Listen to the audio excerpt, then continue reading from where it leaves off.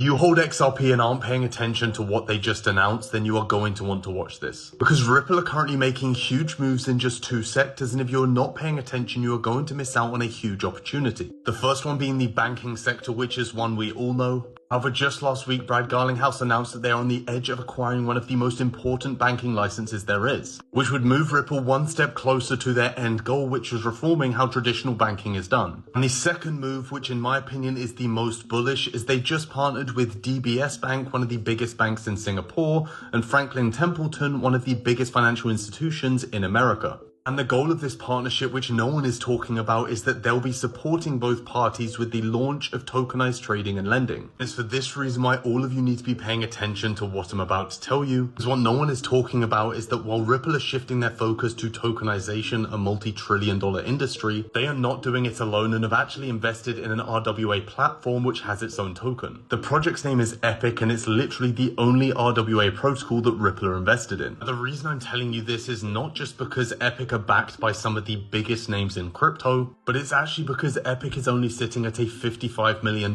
market cap, which I believe is heavily undervalued for these reasons. First being that Epic already has a fully developed tokenization platform which is doing nearly 8 figures in revenue annually, and not to mention the $1.2 million they're doing in annual fees on-chain as well, which may explain why their tokenization platform has been used by the likes of Marvel, the US Air Force, and NASA. Other semantics aside, the reason why I'm heavily accumulating Epic on this dip is because of what they're actually doing with their platform revenue. That being, they're just about to conduct $1 million worth of buybacks of the Epic token itself. And as they mentioned here, that is just the start of their token buyback plan. For those exact reasons why I'm continuing to heavily accumulate Epic while we're at these levels and the rest of the market is crashing.